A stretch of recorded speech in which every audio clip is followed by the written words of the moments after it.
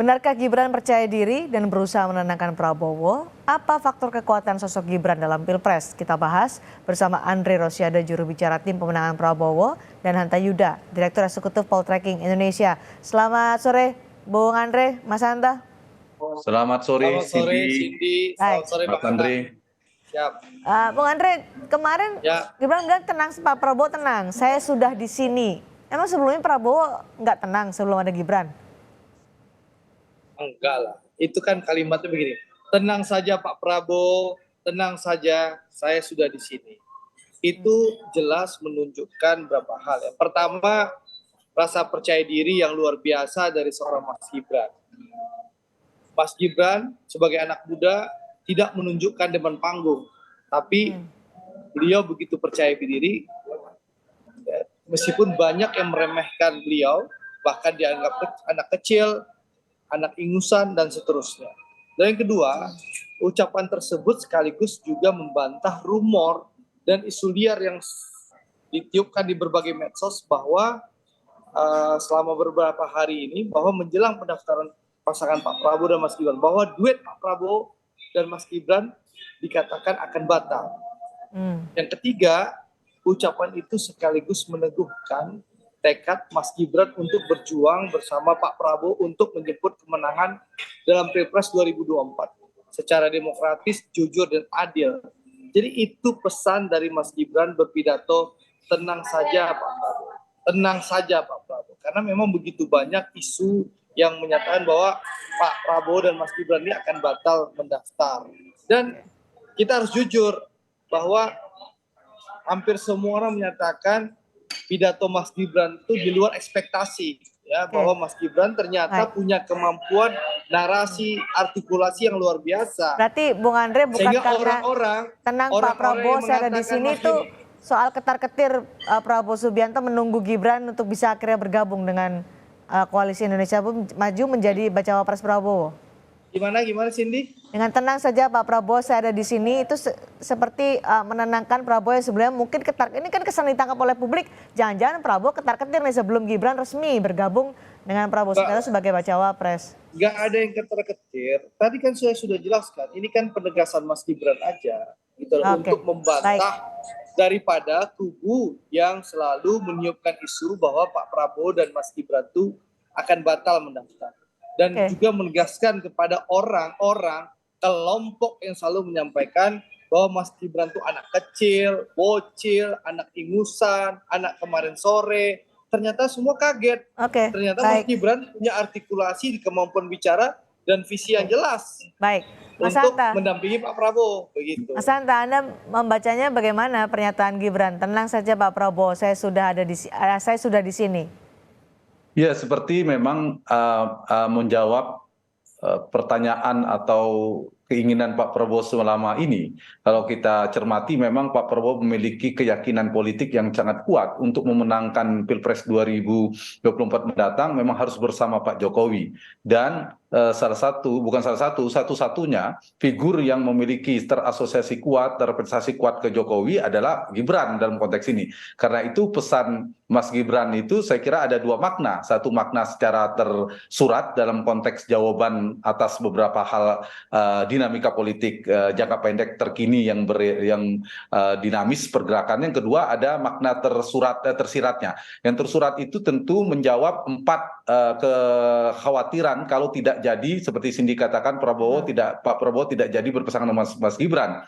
Ada 4 kendala dan itu sudah selesai, sudah dihadapi lepas semua oleh Gibran. Satu, soal usia, itu sudah dijawab oleh MK meskipun masih kontroversial. Yang kedua adalah soal Gibran masih kader PD Perjuangan, tapi relatif ternyata Gibran sudah melakukan komunikasi ke PDIP meskipun respon PD Perjuangan tentu belum jelas hingga saat ini. Yang ketiga dari sisi kesepakatan di internal koalisi pendukung Pak Prabowo Gibran itu juga sebelumnya kan belum ada kata sepakat. Akhirnya sepakat dengan nama Gibran. Dan yang keempat adalah soal restu Pak Jokowi yang ditunggu, dan itu Pak Jokowi di publik juga mengatakan merestui. Karena itu sebelumnya dikhawatirkan telunjuk Pak Jokowi ini pengaruhnya bisa kemana-mana, bisa kadang ke Mas Gibran, kadang ke Mas Ganjar, kadang bisa bergeser ke Pak Prabowo. Hari ini Pak Prabowo sudah berhasil mengikat telunjuk Pak Jokowi hanya diarahkan ke pasangan Prabowo Gibran. Dari sisi yang tersuratnya jelas itu ya. Kemudian secara tersirat juga juga menjawab keraguan bahwa sebagian orang menganggap Mas Gibran akan menjadi faktor penggerus, tapi Gibran mengirimkan pesan, tenang saja Pak Prabowo, saya bisa sebaliknya,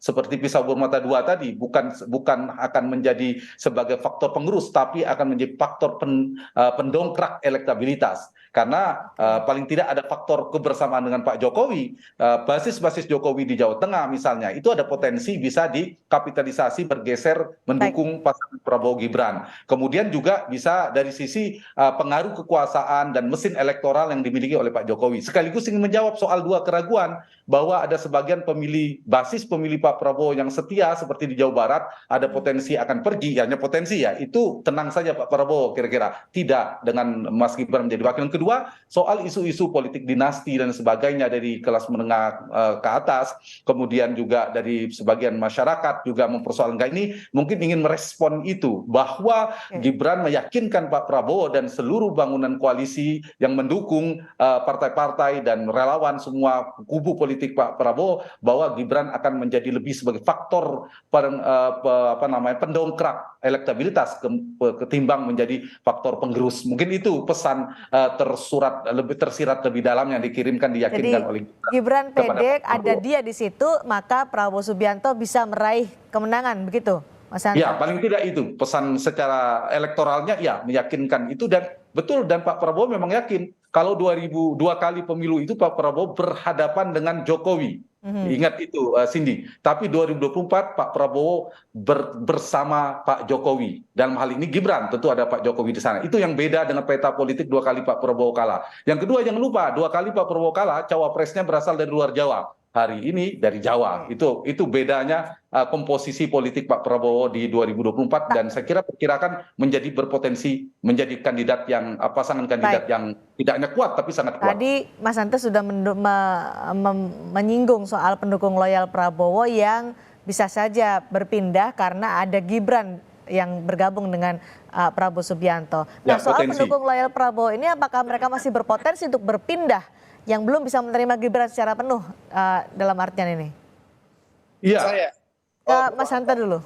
Ya, itu Pak Prabowo ini spektrum politiknya kan diuntungkan karena di tengah ya, Cindy. Kita tahu misalnya dari kelompok yang puas dengan kinerja Pak Jokowi itu terbelah separuh-separuh di Pak Prabowo dan Mas Ganjar. Yang tidak puas pun Pak Prabowo dapat dari ceruk ini, berbagi berseparuh-separuh dengan Anies Baswedan. Pun pemilih 2019 yang lalu, yang pemilih Pak Jokowi itu terbelah, meskipun lebih banyak ke Mas Ganjar, tapi ada juga yang berpindah ke Pak Prabowo karena faktor kedekatan dengan Pak Jokowi. Sebaliknya, yang 44%, kalau pendukung Jokowi 45%, pendukung Pak Prabowo 44% lebih kurang di pemilu yang lalu, itu sekitar 65-70% masih setia bersama Pak Prabowo. Sebagian sedikit bergeser ke Anies Baswedan. Dan inilah yang menyebabkan posisi elektoral Pak Prabowo itu relatif stabil, karena dia dapat dari 2 ceruk yang berbeda berhadapan. Nah, ketika saat ini ada sebagian basis seperti di Jawa Barat yang setia dengan Pak Prabowo sejak 2019 dan 2014 yang lalu, yang mereka mungkin tidak terlalu mengapresiasi positif kinerja Pak Jokowi, mungkin bisa dikatakan tidak begitu suka dengan Pak Jokowi karena lebih suka dengan Pak Prabowo. Ada potensi karena sekarang wakilnya Mas Gibran semakin dekat dengan Pak Jokowi. Lagi-lagi saya katakan potensi ya, perlu diukur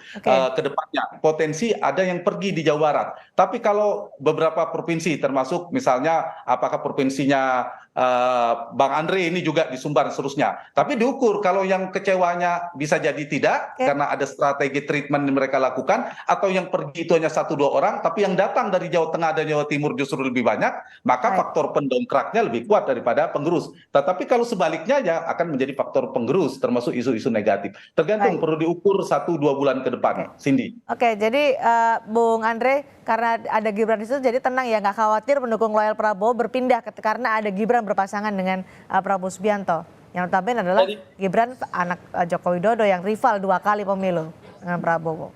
Jadi Cindy begini, saya ini kan pelaku lapangan. Saya yang ada di lapangan, saya merasakan kondisi di lapangan, ya, bahwa memang betul sebagian kecil pendukung Pak Prabowo itu bergeser, kita sebut aja ke Anies Baswedan. Ya, sejak Anies Baswedan itu mendeklarasikan diri di Oktober 2022, ya, sebagian bergeser. Tapi Pak Prabowo perlahan tapi pasti bisa menarik kembali pendukungnya. Sekarang itu tadi Bang Hanta udah bilang 60-65% pendukung Pak Prabowo di 2019 sudah kembali kepada Pak Prabowo. Itu sudah menjadi pendukung loyal ya Pak Prabowo. Sehingga siapapun yang akan ditunjuk oleh Pak Prabowo menjadi calon wakil presiden, insya Allah yang 60-65% itu sudah bertahan. Ya akan tetap bersama Pak Prabowo. Kenapa? Karena isu Pak Prabowo bersama Pak Jokowi itu ya sudah 4 tahun ini dimainkan dan itu sudah menggeser 35-40% pemilih Pak Prabowo. Yang 60-65% ini pemilih loyal sih. Nah, satu. Yang kedua ada ceruk pasar kedua, namanya pemilih Pak Jokowi. Dengan Pak Prabowo bergabung dengan Pak Jokowi, kita bisa lihat angka pemilih Pak Jokowi 2019 yang bersama Pak Prabowo sekarang sudah di angka 30%.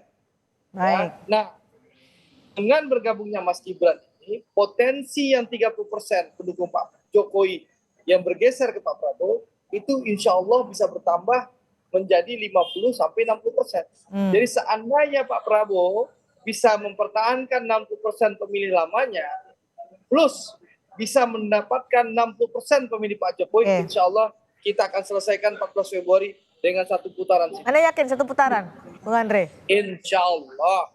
Namanya juga usaha. Hai. Tentu Tapi, ada ikhtiar dan doa, Cindy. Oke. Bung Andre, tapi kan saat ini yang menjadi matematikanya jelas, kan? Ya, yang menjadi concern. Matematikanya jelas. Makanya kita lihat Ya. sejak Pak Prabowo akan bergabung dengan Mas Gibran, serangan-serangan semakin wow gitu. Menyerang Pak Prabowo bukan menyerang Mas Gibran. Karena kenapa? Karena tahu potensi bahwa pemilih Pak Prabowo di Pak Jokowi itu sudah bisa bertahan 60%. Pemilih Pak Prabowo di 2019 itu bisa bertahan Bung Andre. 60%. Sekarang ada potensi yang 30% pemilih Pak Jokowi di 2019 insya Allah akan bertambah menjadi 60%. Baik, jadi, Bung Andre, mas saya potong. Yang menjadi concern adalah saat ini Gibran masih kader PDI Perjuangan. Apakah itu akan menjadi hambatan ketika proses ini berlangsung kampanye kemudian sampai pemilu nanti? Cindy, jadi gini Cindy, urusannya Mas Gibran tadi setelah Mas Gibran selesai pemeriksaan kesehatan di RSPAD, beliau juga di doorstop oleh teman-teman wartawan, dia sudah menyampaikan bahwa urusan beliau dengan PDIP sudah selesai. Beliau sudah bertemu dengan pimpinan PDIP. Sudah mengundurkan diri dari PDI Perjuangan, artinya kalau sudah selesai? Menurut saya itu sudah clear. Kami tidak ingin masuk ke ranah itu. Itu urusannya rumah tangga PDI Perjuangan. Tidak etis dan tidak elok kami mengomentari sini. Tapi kan kadernya menjadi baca wapres Anda, apakah perlu dipastikan untuk keluar atau mengundurkan diri terlebih dahulu? Cindy, mohon maaf ya, gak usah maksa bertanya. Itu urusan rumah tangga PDI Perjuangan. Kami tidak etis dan tidak elok mengomentari urusan rumah tangga PDI Perjuangan. Apalagi Mas Gibran sudah menganggap ini selesai. Tadi pernyataan beliau di SPAD Gatot Subroto, beliau menyatakan bahwa urusannya sudah clear. Ya, jadi tentu kami tidak bisa mengomentari. Apalagi KPU kan tidak mensyaratkan pendaftaran Mas Gibran harus keluar dari KTA PD Perjuangan. Gitu loh, Cindy. Kenapa Cindy yang begitu repot menanyakan hal itu gitu loh. Itu ini kan karena masih menjadi polemik juga. Melanggar konstitusi gitu loh Cindy. Yang fokusnya kami saat ini bagaimana berbicara yang positif dan baik-baik soal Pak Prabowo dan Mas Gibran dan memastikan bahwa visi, misi, dan program Pak Prabowo dan Mas Gibran sampai kepada rakyat. Sehingga rakyat akan menentukan pilihan. Bung Andre, kamu sudah dapat poinnya. Gitu. Mas Hanta, apakah itu akan menjadi hambatan atau kendala dengan status Gibran Rakabuming Raka yang masih menjadi kader PDI Perjuangan? Dan apakah tadi yang dinyatakan oleh Bung Andre bisa menang satu putaran terwujud dengan adanya Gibran bergabung dengan Prabowo Subianto? Analisa Anda. Ya, yang pertama dari sisi relasi dengan PDI Perjuangan ada 3 catatan saya. Yang pertama dari sisi administratif, normatifnya memang tidak jelas ya, tidak clear di posisinya, baik dari pihak PDIP maupun dari pihak Gibrannya. Meskipun Mas Gibran mengatakan sudah ketemu Mbak Puan juga mengatakan, tapi tidak ada kan surat tertulis pengunduran dirinya. Jadi memang tidak jelas posisinya. Yang kedua, nah ini dari sisi persepsi publik, mereka paham betul ini, sama-sama paham politik. kalau ada yang keliru merespon, yang kita tunggu kan respon PD Perjuangan. Ya. Nah, kalau ada yang keliru merespon, PD Perjuangan tiba-tiba memecat Gibran atau Gibran tiba-tiba resmi mengumumkan pengunduran diri, itu kan bisa dikapitalisasi oleh lawan politik. Ada yang kesan terzolimi, dan kita tahu dengan karakter masyarakat Indonesia yang melodramatik itu akan suka pada mendukung pada orang yang terzolimi. Jadi saling nunggu ini untuk membangun persepsi publik. Saya kira kedua-duanya sama-sama saling berhati-hati. Nah, yang ketiga dari sisi politik ya, yang saya kira memang kita ingin melihat hubungan, sebagian memprediksi hubungan PD Perjuangan dengan Pak Jokowi, dengan Gibran akan berlangsung terang-terangan, perangnya akan ada Bharatayuda dan seterusnya. Tidak, menurut saya justru atau sampai menarik menteri dan sebagainya. Saya kira PD Perjuangan berhitung. Jadi potensi perang dinginnya yang akan kuat ya antara keduanya. Jadi menurut saya soal posisi PD Perjuangan ini yang paling ditunggu respon PD Perjuangan ya bisa jadi seperti ini akan sama-sama melihat ini, sama-sama menunggu untuk mengukur persepsi publik karena sama-sama berpengaruh pada elektabilitas pasangan Ganjar dan Prabowo. Yang kedua, saya ingin menjawab pertanyaan Cindy soal potensi putaran satu putaran. Per hari ini datanya, menurut saya sulit sekali ya. Per hari ini datanya sulit untuk berlangsung dalam satu putaran. Karena apa? Karena satu, secara elektabilitas gapnya ini sangat kompetitif di margin of error, terutama Prabowo dan Ganjar ya. Meskipun Pak Prabowo unggul tipis di beberapa survei, tetapi ini juga gapnya sangat tipis. Dan jarak di antara tiga ini kan kisarannya 25 sampai 40-45%. Kalau ini konstan pergerakannya, maka sulit akan ada yang di atas 50%. Di saat yang sama tidak ada juga yang di bawah 10% satu digit, sehingga ada persebaran yang merata. Nah, saya kira ini akan sulit bagi salah satu kandidat untuk memenangkan pertarungan dalam satu putaran. Sekalipun Mas Gibran dengan faktor tadi yang disampaikan oleh Bang Andre ada potensi melentingkan elektabilitas Pak Prabowo, tapi kalaupun setinggi-tingginya menurut saya sulit ya sampai 50%, karena Pak Anies dan Ganjar itu perolehannya semuanya di atas 25%. Jadi dari angka itu sulit sekali, tergantung nanti pergerakan. Tapi kita lihat bagaimana momentum politik, performa elektoral di masing-masing kandidat terkait isu yang bergulir, program yang ditawarkan, kemudian performa personalnya, dan bergeraknya mesin-mesin politik elektoral. Kalau dalam 2-3 bulan ternyata ada sesuatu yang luar biasa lompatannya, bisa kita koreksi berdasarkan data survei. Tapi per hari ini saya tidak ada melihat tanda atau prakondisi Pilpres bisa berlangsung dalam satu putaran, dan kita Indonesia bersiap-siap baru selesai di Juni 2024 mendatang dengan putaran kedua. Baik, akan semakin menarik dinamikanya sampai 14 Februari 2024 nanti. Terima kasih Mas Hanta Yuda, terima kasih juga Bung Andre Rosiade sudah bergabung di Sapa Indonesia malam hari ini. Terima kasih, Pak Antas.